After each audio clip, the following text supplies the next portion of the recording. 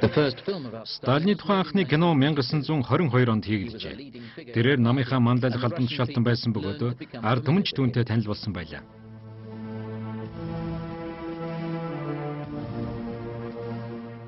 Сталины илтгэлийг пянзанд болгож хэдэн мянга хувилан тараажээ.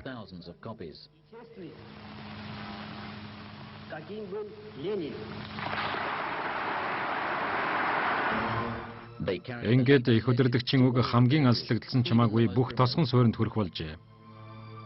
Сталин хэвлэлийн хүч чадлыг мэддэг хүн байлаа.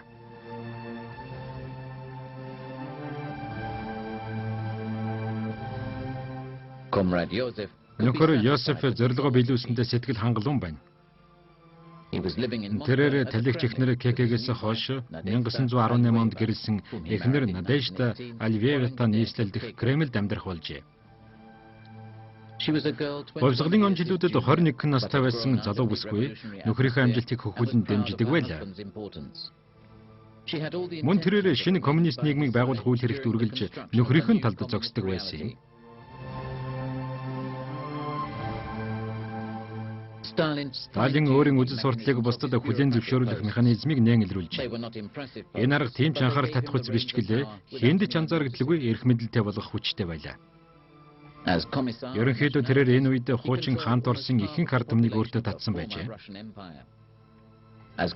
Ингээд хөдөлмөрчин тариачдын манлайлагч Сталин улсынхаа бүхий л эрх мэдлийг гартаа орууллаа.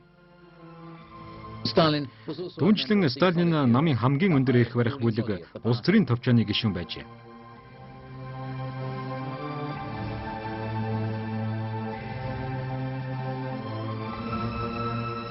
On April 3rd, 1922 оны 4-р сарын 28-нд Сталин намын төв хорооны ерөнхий нарийн бичгийн дарга болжээ.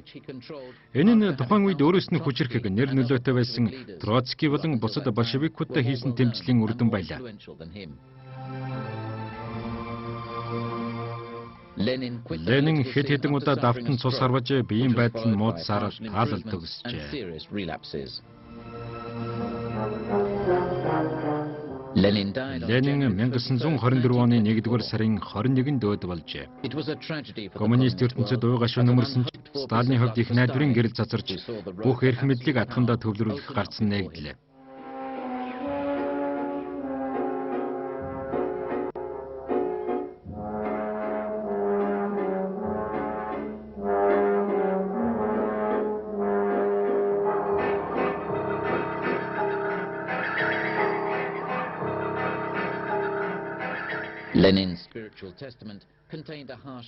Ленины оюун санааны нотлого Сталиныг барих талдаа байсан ч оршуулганд нэрсэн хүмүүсийн ихэнх нь Сталины талыг баримтлагчид байсан юм.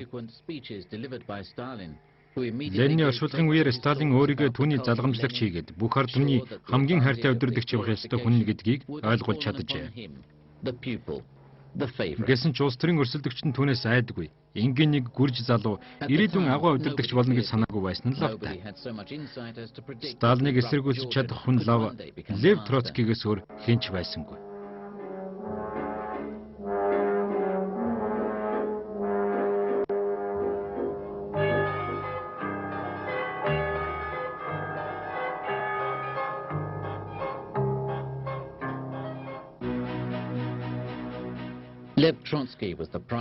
Лениныг нас барсны дараа тэр өргөн хүрээг хамарсан ховсгал бүлэглэлийг бий болгож чадлаа.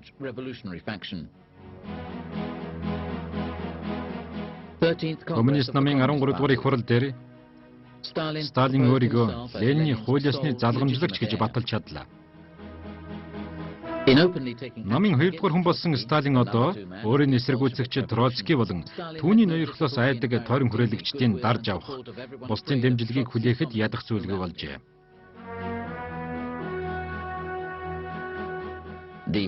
Зиновьев, Каменев, Сталин нарын дэг журам тогтцоход ийхүү улс төрийн товчооны олонх болжээ. Энэ гурав Троцкийн эсрэг үзэл сурталын хүрээнд тэмцэж, түүнийг хаглан бутаргагч, улс орныг хойшин татагч болгон харагдуулж чадсан юм. Энэ бол найдваргүй тулаан байлаа.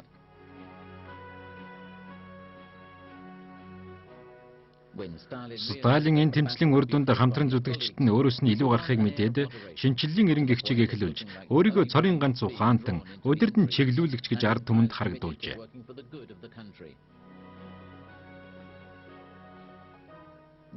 Харин Троцкийн эсрэг түнд чиглэсэн олон нийтийн шүүмжлэлийг овчноор ашиглаж Троцкийн байнгын хувьсгалыг үгүйсгэж нэг улсад нэг социалист үзлийг баримтална гэсэн санаа гаргажээ.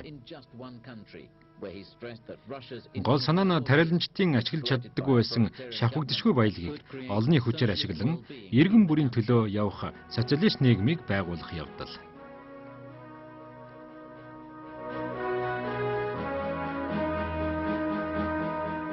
Хаант улс зөвлөлт холбоот улс боллоо. Олон тооны үндэстнийг холбоотон улс болгосон этник суурьтай нийгмээс хавьгүй илүү байжээ. Бичиг үсэгт тайлах хөтөлбөр гайхамшигтай үр дүнг харуулсан байна. Бусад капиталист орнуудыг бодвол өөрийн хүч буюу бүх нийтийн хүчийг ашиглаж социалист нийгэмд баялаг бүтээх, хүн бүр үр өгөөжийг хүртэх аж үйлдвэрлэсэн нийгмийг 10 жилийн дотор цогцлох зорилт тавилаа. Үүний тулд томоохон цахилгаан станцууд цэргийн үйлдвэрлэлийг хөгжүүлэх шаардлагатай. Мөн хөд аж ахуй, уул уурхайг хөгжүүлэх нь бүх нийтийн ашиг сонирхолд нийцтэй байлаа. Улсын эдийн засгийг төр эрхэлж, үйлдвэрлэлийн үйл явц, арга ухааныг тодорхойлж байсан юм.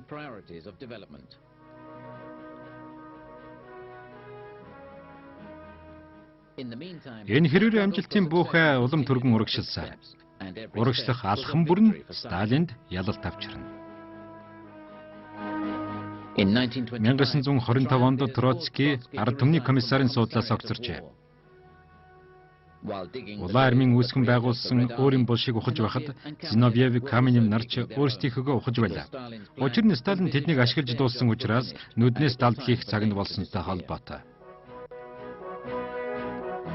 Гүрж гаралтай Сталины хэмжээгүй эрх мэдэлд хүрэх 1920-ад оны тактик нь тухайн үеийнхээ хамгийн хүчирхэг ухаантай гэсэн бүхэнтэй гар нийлж бүлэглэл байгуулан хүчирхэгжээд өмнөх тэргүүлэгчтэй үгүй хийж өөрөө байрыг нийлэх системчилсэн үйл ажиллагаа байсан юм. Ихэнх өрсөлдөгчд нь 1928 он гэхэд үгүй болсон байлаа. Троцкиг гал тэрэгэн цуулган үдэн гаргаж байгаа нь угтаа цөллөгт явуулж байгаа хэрэг билээ. Сталин тэрний нэрийг урвалтын бэлэг тэмдэг гэж ухуулж байлаа.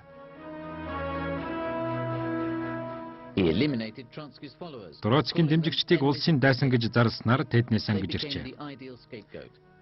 Нийгмийн хамгал болохгүй бүтэхгүй бүхнийг тэдэнд тохож, улс орны ядуурл, эдийн засгийн уналт, энэ бүхэн нь зохион байгуулалтгүй засгийн газрын буруу гэж тайлбарлана.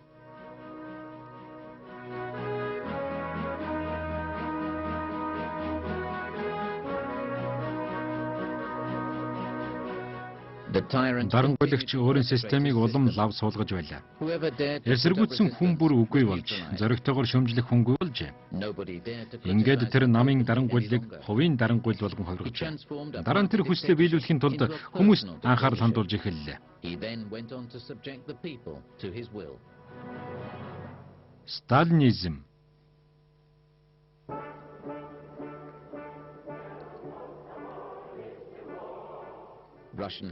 Оросын түүх Сталины үед олон соёл, 5 жилийн төлөвлөгөө болон аж үйлдвэрлэсэн хүчийг түргэн улс даяар тараах дэд бүтцийн өргөн сүлжээ зэргээр улам тэлсэн юм.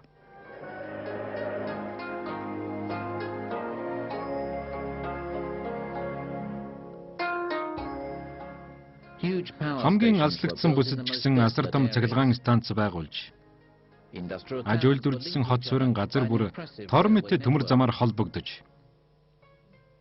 Сталин улаан армийг дэлхийн хамгийн хүчирхэг арми болгосноор зөвлөлт хэмээх байлдааны машин бий болжээ.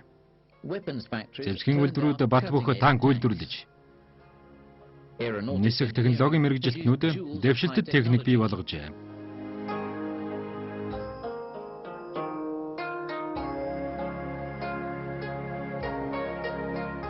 Ихэнх Орос хүн Сталины дэглэмд ороо зогсохгүй дэмжиж байлаа. Дэглэм тэр чигтээ номходгох фантаз мэт болж, зөвхөн Сталины хүслийг дагаж, үнэн алдартны сүм байтугай өөр хэн ч эсэргүүцэж чадхаа байлаа. Сталин шашны бэлэг тэмдгийг устгахыг тушаажээ.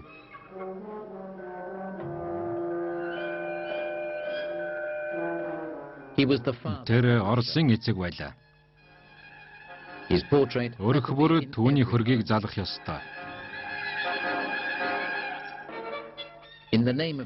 Шинэ итгэл үнэмшлийн хүрээнд Сталин бүх сүмийг нурааж, өөрөөс нь өөр бурхныг үгүйсгэлээ.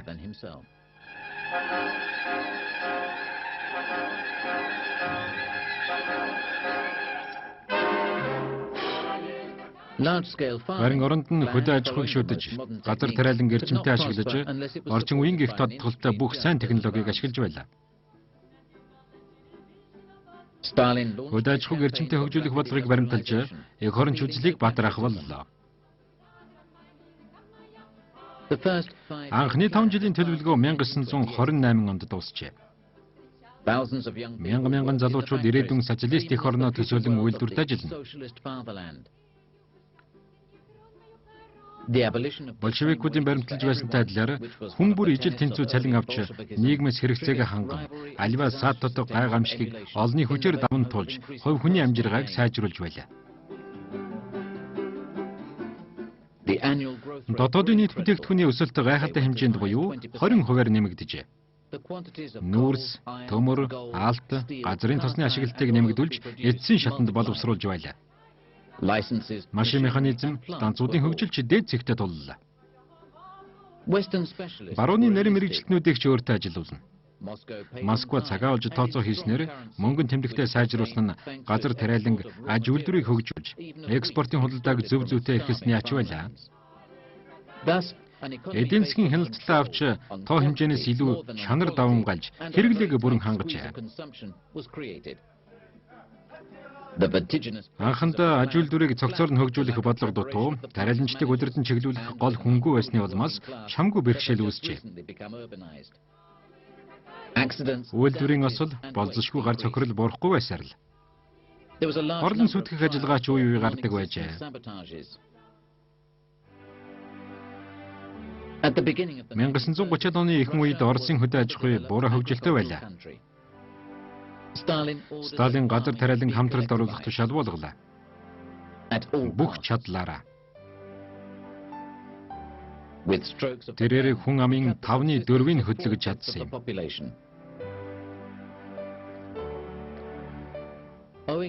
Зарим хэсэгт хөрөнгө чинээтэй тариачдын эсэргүүцэл газар авч, хамтрал байгуулах асуудлаас болж иргэний дан гарахад ч хүрчээ.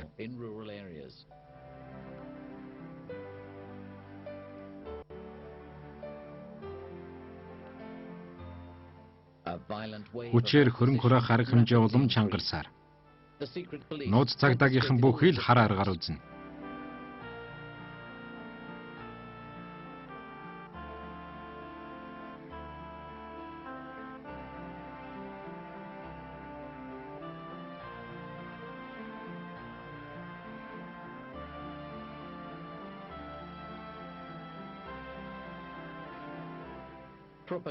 Газрын эзэдийг улсын дайсан хэмээн зарлаж, тэднийг социалист нийгмийн нэг хэсэг болгох суртал ухуулга олноор хийгдэж байсан юм.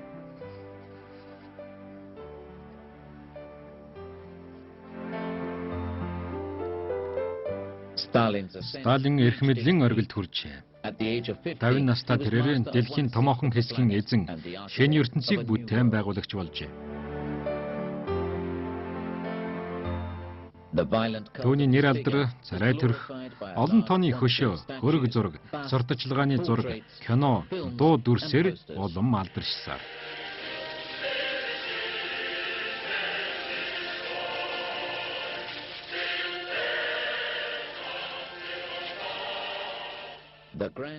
Олныг хамарсан авга том жигсаал, марксизм, ленинизм хэмээх шашныг улам ихээр баттгах нь. Харин Сталин өөрөө дээд санваарт нь байлаа.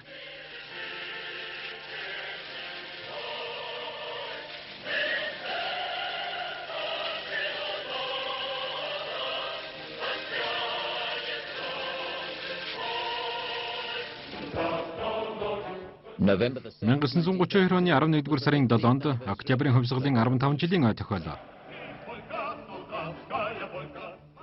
Москва хотын улаан талбайд хүмүүс бүжгэлж байхад харин улсын бусад хэсэгт сая хүн өлсгөлн шаналж байсан юм.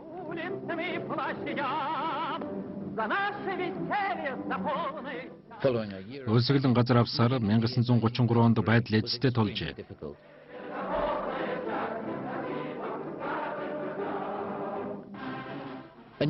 Харин зөвлөлт улсын нөгөө талд цоо шин гялцаал төрөх бий болсон байжээ. Засгийн газрын эрх баригчид үүгээр өөрсдийгөө дүйлгэж албаны машин, нийтийн зугаалга, баяр цэнгийн улам олширсоор л байлаа.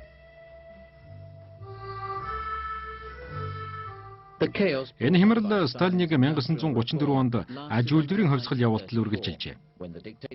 Дарангуйлагч энэ тухайга эрх баригч намын 17 дахь их хурал дээр тунхагласан юм.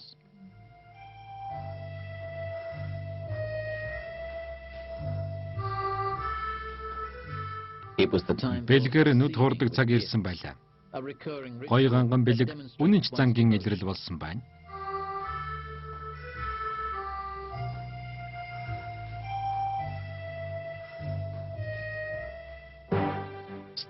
Гэхдээ Сталин эд шидвүтэлээ.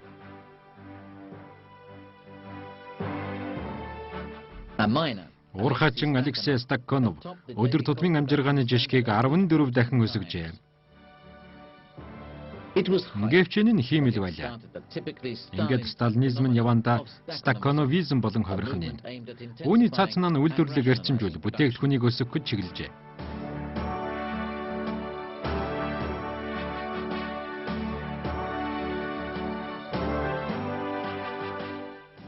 Цахилгаан эрчим хүч улс даяар тархлаа. Зөвлөлт улс аж үйлдвэрийн хүчийг эзэмшжээ. Энэхүү улан зэлмэн цаг ард хоцорчээ.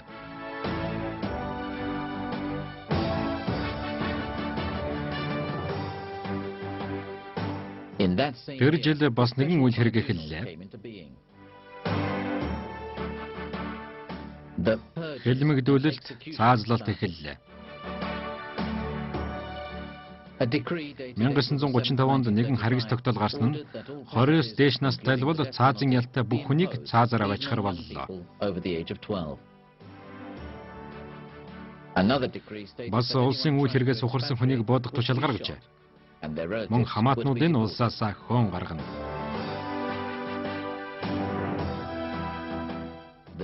Төрд тэрсэлсэн болон ямар ч хамаагүй хэрэгээр хоригдсон хоригдлуудыг хүн байтугай амьтанч тэсгэргүй нөхцөлд аваачин амьдаар нь тарчилаадаг байлаа. Энэ бол ГУЛАГ байлаа.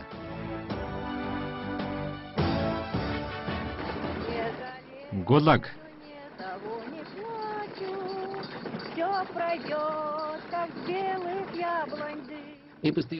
Зохиолч Александр Солженицыны ГУЛАГ гэдэг үгийг зөвлөлтийн бөөнөр төвлөрүүлэх лагерыг дэлхийд дахинад таниулах төлөөний үг болгож чадсан юм.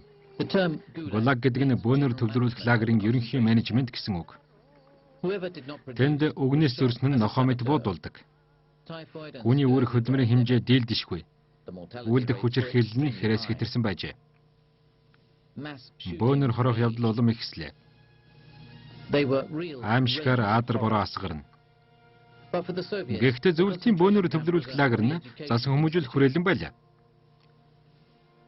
Гэвч энэ хар дарсан зүуднээс сэрж амьд үлдэж чадсан нэг нь нийгэмд хөдөлмөрлөж Сталин мөнх наслах болтугай гэж орилж явхад ч бэлэн зарчимч нэгэн болон гардаг байлаа. Хакерхүйтэн өвлийн шүн гэлц өсгөлн хүнд хөдөлмөр эрхэлдэг тэдгэр орсууд аж үйлдвэр нийгмийг бүтээн байгуулалтанд ажиллаж байсан юм. Шинэ ГУЛАГууд хаасаагүй байгуулагдах боллоо. Хүн хүч, хүнд хөдөлмөр шаардлагатай газар бүрт байгуулж байсан юм.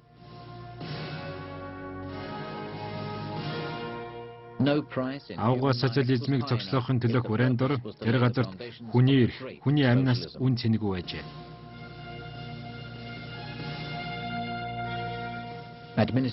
Лагерын болон ГУЛАГуудын удирдлагууд засан хүмүүжигчдийг өндөр үр бүтээлтэй ажилуулахын тулд олонний нүдэн дээр залхаан цэрлүүлэх явдлыг хөхүүлэн дэмждэг байсан байна.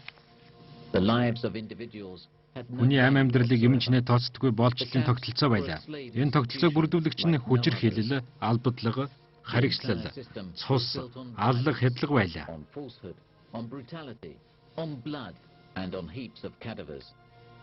Үүнээс үүдэн засан хүмүүжүүлэгчдийн дунд ийм нэгэн яриа дээгдэжээ. Сталин энэ бүхнийг мэдсэнсэн бол их хядлага. Сталин намын доогуур албан тушаалтнууд болон захиргааны ажилчид тэрвээ тухай тэдний найз нөхөд хамаатан садны дунд хэлмэгдүүлэлтийг явуулжээ. Энэ нь хүнийг яллахын тулд жижиг чамаагүй сэжүүр дээр дөрөөлдөг системчилсэн ангуучлалын нэг хэлбэр байлаа.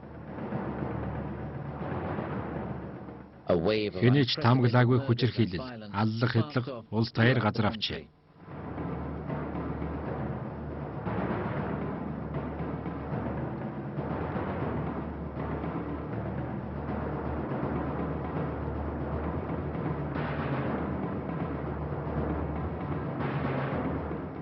Армийнхан хүртэл их хэлмэгдүүлэлтийн золиос болж байжээ. Сталин цэргийнхэн эрх мэдлийн дулаахвыг гэж айж байлаа.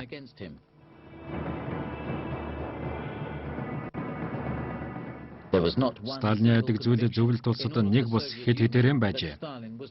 Тэр энэ аллах хэдлагаараа өөрийн байр суурийг хамгаалж байсан гэдэг. Хэлмэгдэгсэд өөрсдөө хамгийн аимшигтай гэмт хэргийн буруутнаар зарлаж, улс орны хөгжлөөс хойш татсан гэж худлаа нүглээ намжилдаг байжээ. Мөн дээрээс нь тулгсан бүхий л хэргийг үүрэн гэмт хэрэгтэн гэж соллуулсан хэлмэгдэгч авгаа Сталиныг магтсан дуу дуулж, өөрийн нийгмийн тусын тулд цээрлүүлж байгааг сайшаан ярих үүрэг хүлээдэг байжээ.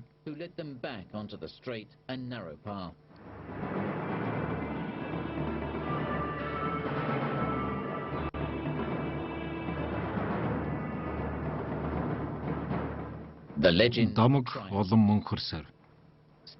Сталин ард түмний найз, хүүхэд багчуудын найз.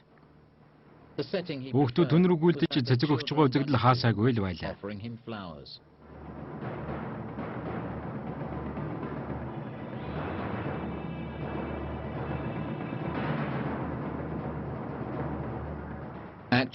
Үнэн дээр хүн амын ихэнх хувь нь Сталин гэж хэн байсныг мэдээгүй юм.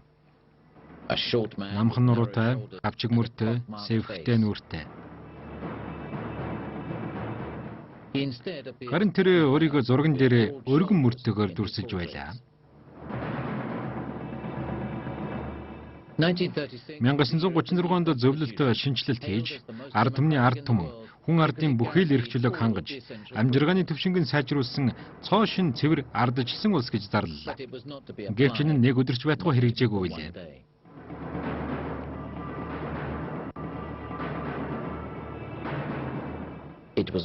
Мөн энэ онд Сталин авгааг шүүх хурлын эренг эхлүүлсэн гэж болно. Учир нь тэр өмнө нь Ленины дор ажиллаж байсан улс төрчид, албаны хүмүүс төдийгүй өөрийн тойрон хүрээлэгчид, дэмжигчтэй хүртэл үл итгэн, үннийг тогтоох шүүх хурал гэчиг явуулж байлаа. Сталин намдах байр сууриа хизээч ганхашгүй болгохын тулд итгэл алдарсан хэн нэгнийг хангалттай буруутгах нотлох баримт, гэрч зэргийг хоромчарч болтугай бүрдүүлжээ.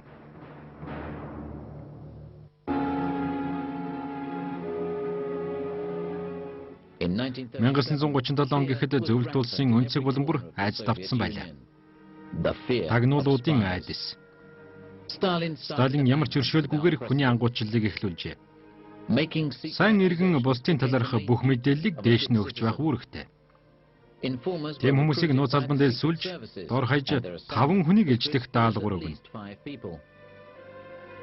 Хэрвээ 4 хүний нэрлэг өгвөл 5 дахь нь өөрсдөө болдог байжээ. Нууц албаныхан өчүүхэн мэдээлэлээр бусдыг сэжиглэж, дээш нь мэдэгдэх бөгөөд цагдаа нар тэр хүнийг нэн яаралтай баривчлана. Тэд тамлан зовоож хэргийг хүлээлгэж байлаа. Бие махбодын элдв янзын аргаар зовоосноор ямар ч хүн хийгээгүй хэрэгээ хүлээдэг байжээ.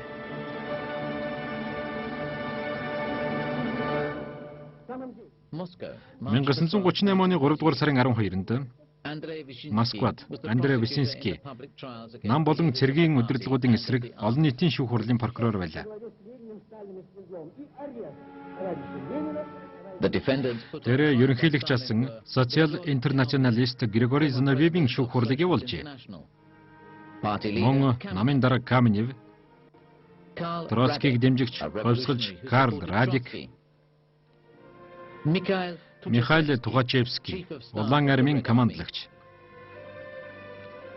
Николай Крестинский, Герман цугайлчин сайд, Алексей Риков, зөвлөлийн тэргүүн асан, Николай Бухарин, намын онолч.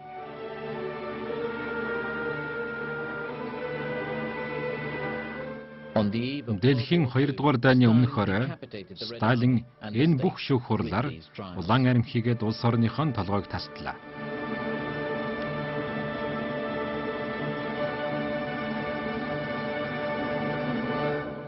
Сталин ба Дайн. Орос улс төрийн хувьд тусгаарлагдсан хэлийн шугамын тухайд болзошгүй халдлагад өртөх эрсдэлтэй байлаа.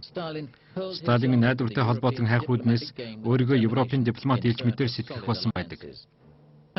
Гэтэл большевикуудын байгуулж байгаа ардчсан хэмээх тодтолтой Орос улс Герман улсад хүчээ авч байгаа Гитлерийн национал социалист намаас эмээж байсан юм.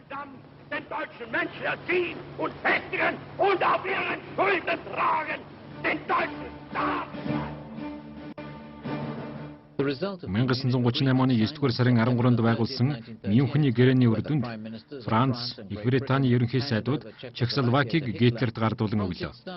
Харин Сталин тэр газрыг Германд дөхөх түшид цэг гэж харж байлаа.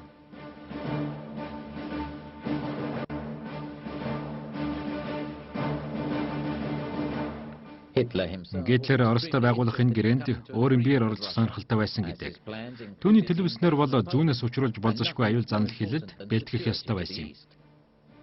1939 оны 8 дугаар сарын 23-нд Бэйвэйд халдан довтлохгүй гэсэн гэрээ хийгдэж Гитлер айдгаа авдартаа хийлээ.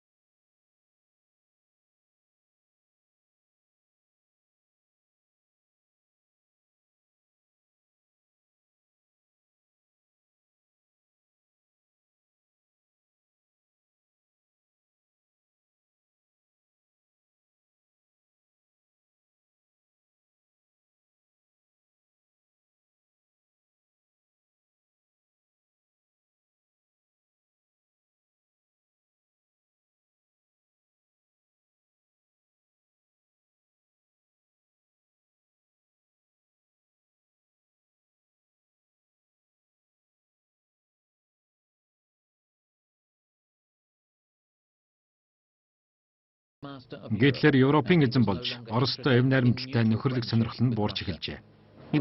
Тэр агаар болон хуурай замын цэргийг зүүн нутагт бөөнөр нь төвлөрүүлж эхэллээ. Харин Кремлийн эзэн халдан довтлохгүй гэрээнд сэтгэл ханж фюрерийг эренчнээ саналгүй суусан юм. Дайн зарлахын үрдэм нь генералууд нь сануулсаар байтал Сталин ямар нэгэн арга хэмжээ авалгүй өнгөрчээ.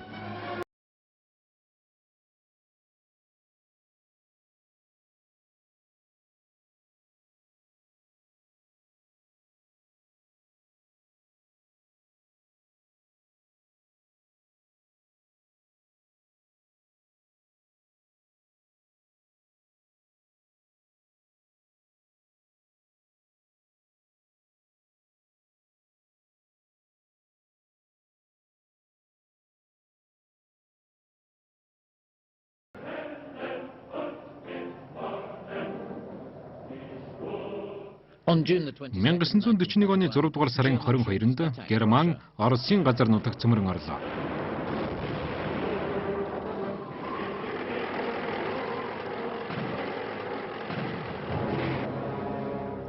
the Red Army Их хэлмэгдүүлэлтийн үеэр мэдлэг туршлагатай хүмүүсээ цааш нь харуулсан улаан армийнхан хүнд хэцүү энэ үед ялагдал хүлээж, итгэл найдвар, баатарлаг үйлсээр л улсынх нь ирээдүй тогтож байсан гэж хэлж болно. in less than Гитлерийн цэргүүд сар хүрэхгүй хугацаанд Оросын нутагт 700 км цөмрөн оржээ.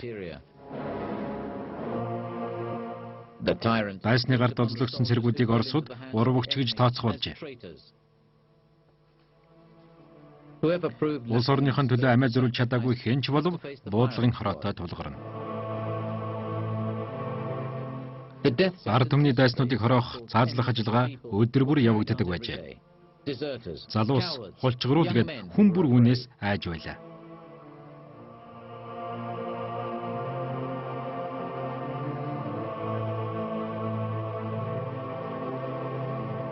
the Germans were Германчууд Москва хотод 30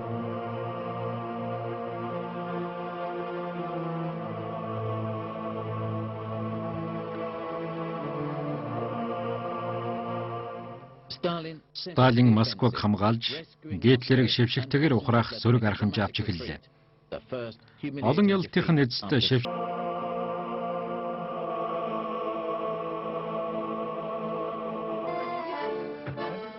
Hitler's army Гитлерийн армия 1941 оны 9-р сард Ленинград хотно хурж нухчин дарж авахыг зоржээ.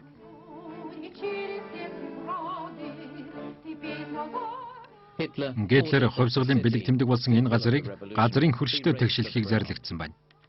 Stalin Харин Сталин оршин суугчдын сүүлчийн мөчөө хүртэл эсэргүүцхийг тушаажээ.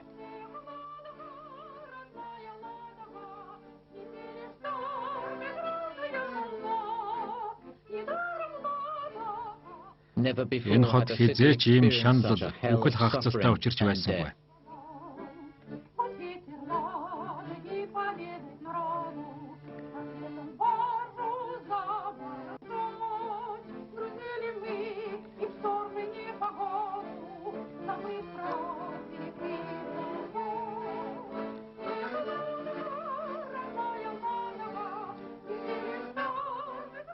Сталин алдаанаас суралцж эхлэх бололтой.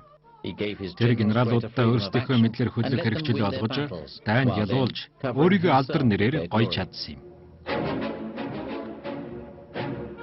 The German armies reached Германы арми Stalingrad in the spring 1942 of оны хавар 1942. Сталинград хотод хүрчээ. Stalingrad Энэ хот was a нь symbol бэлэг of тэмдгийн violence. хот байлаа. It was called Иргэний дайны үед Civil War, Сарацин гэж when нэрлэж байсан Stalin энэ хот received his baptism of Сталин fire. усан болон галан баталгаа хоёуланг нь хүртжээ. The German Air Force Германы агаарын хүчин энэ хотыг юучгүй бөмбөгдлөө. 50,000 50 мянган иргэн өгчээ.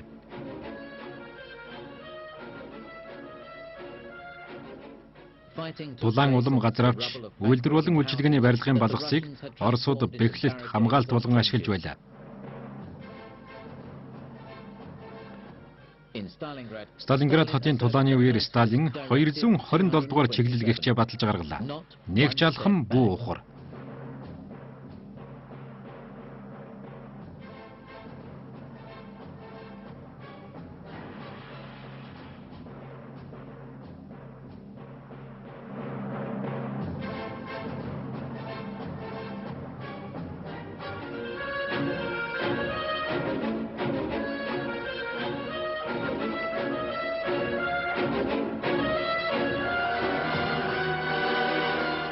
Von Paulus Фон Паулус 1943 оны 2 дугаар сарын 2-нд улаан армийнхны гарт оржээ. Сталины хүү Яковч энэ үед бас германчуудад олзлогдсон байлаа. Дарангуйлагч хүүг нь Паулусаар солих санал ирэхэд нь генералыг энгийн офицераар солих нь шударга буусаа гэж хариулжээ. Ийхүү Яков 1943 онд бөөнөр төвлөрүүлэх лагерт байхдаа өндөр хүчлийн хашаа руу авирч тогон цохиулнаас оржээ.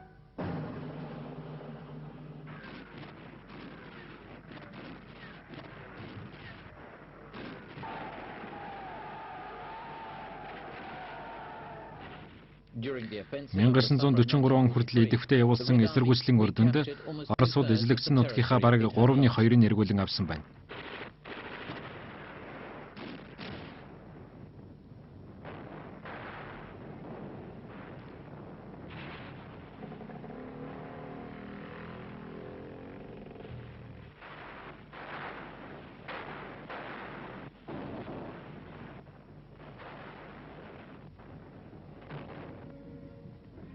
while Stalin was following Сталин the war, Дани ерөнхий үйл явцыг carried on by the Москва High хотноос Command угаад of the цэргийн Army. дээгүүр албан тушаалтнуудаар удирдуулсан бөгөөд эцэст нь дотоодын өөрчлөлт хийснээ танилцуулсан юм. He came to an agreement Тэр with үнэн the алдархны Patriarch сүмүүдтэй гэрээ of хийж Orthodox Москва Church хотод дахин and шашныг the дэлгэрүүлжээ. Patriarchy of Moscow. Мөн айрамд өндөр цол хэрэмгийг олох явдлыг ч эргүүлэн сэргээжээ.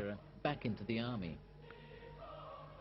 Мөн тэр эмзэг бус, эвдэршгүй, хүчирхэг зөвлөлт толгойд улсыг байгуулахын тулд интернационалист үзэл баримтлах боллоо. Анхны холбоотны хэлэлцээр 1943 онд Тегеран хотод болжээ. Энэ нь Сталины анхны томоохон улс төрийн дипломат ялалт байсан юм. Рузвельт нэгдсэн үндэсний байгууллагыг байгуулж, энэ дайны ялагчид инх тайвныг төвхнүүлэх асуудалд Сталинтай санал нэгдэхээр барахгүй, илүү их сонирхолтой байлаа.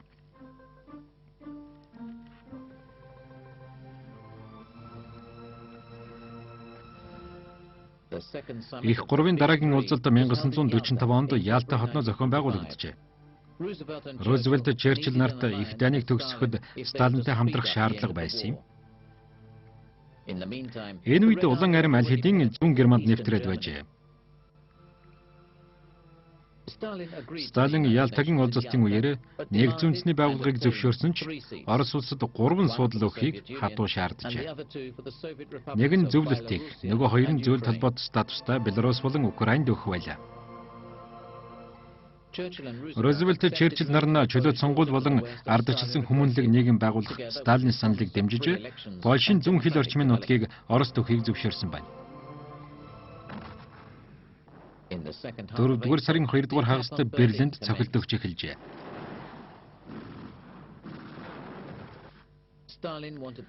Сталин улаан аримд баруун зүгээс Англи Америкчууд ирэхээс өмнө Берлинийг авах тушаал өгчээ.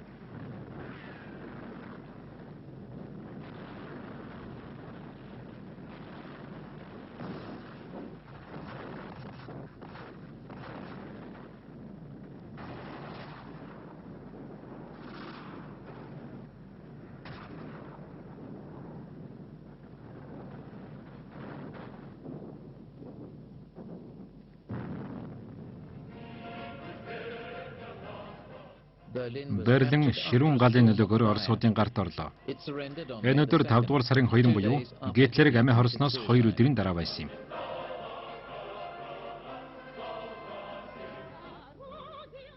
(1945 оны Хирошима, Нагасакид атомын бомб хаясны дараа холбоотнууд дайнд яллаа.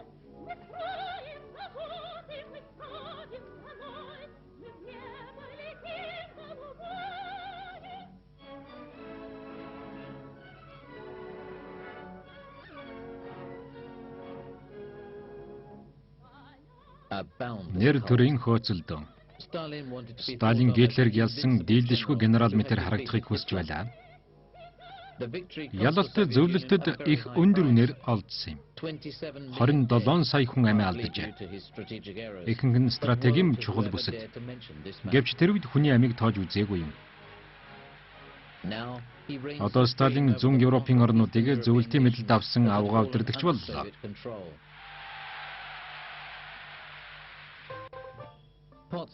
Потсдамд 3 төлөөлөгч эцсийн албан ёсны мэдээлэл гаргалаа. Их гурван удирдагч нацист үзэл сурталыг үгүй хийх ажлыг эхлүүлж, Герман улс дахин дэлхийн инх тайванд занл хэл учруулахгүй гэсэн баталгааг олон нийтэд өгөх байлаа.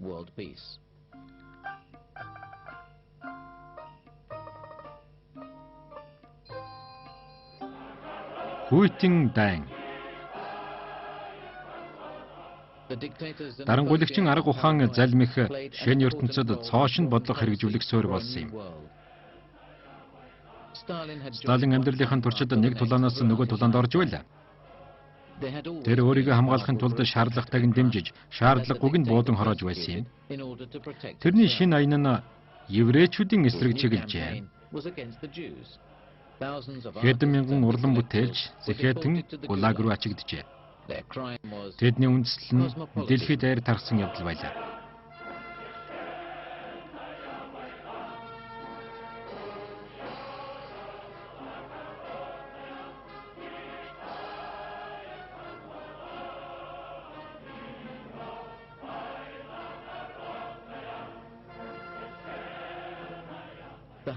Орос орон даяар цорайтж байсан төмөр хүний алдар гавьяа удалгүй бөхөж эхэллээ. Өмнөхтэйгээ яг ижилхэн нөхцөл байдлыг энтхэн үүслээ. Энэ үед өрн дорны байдалч боломд ордож байсан юм.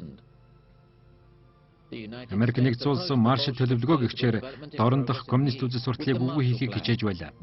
Мөн л урдын адил Европ дахь Америкийн нөлөө бэгчиж зүүн зүгийн коммунистуудыг хамрахад үлдээд байлаа.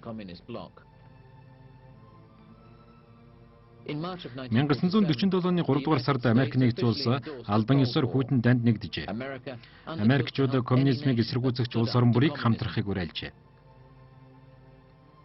Үйл итгэлцэл улам их өслөө. Хаасаагүй хямралд автсан дэлхийд даяар шин данд дэгдэхэд энэ үхэнд ирсэн юм.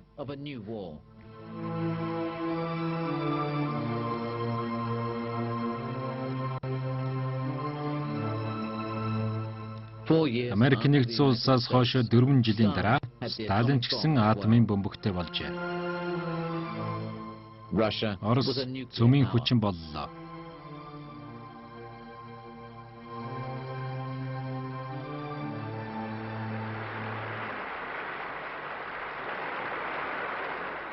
Москва 1949 оны 12 дугаар сарын 21-нд Москва хотын Большой театр Сталин 70 насныхаа ойг тэмдэглэж байна.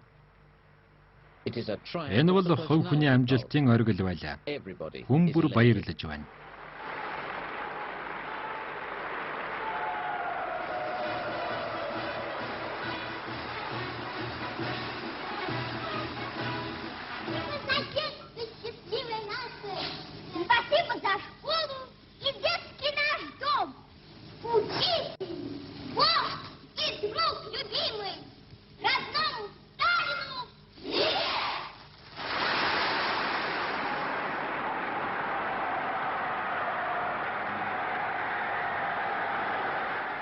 Ард түмний эцэг, хүн төрлөختний хамгийн сууд хүн, мөн бүх үйл явдлын удирдагч.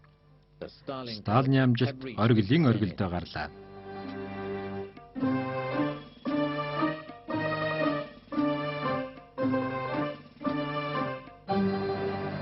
Сталины сүүлчийн он жилүүд.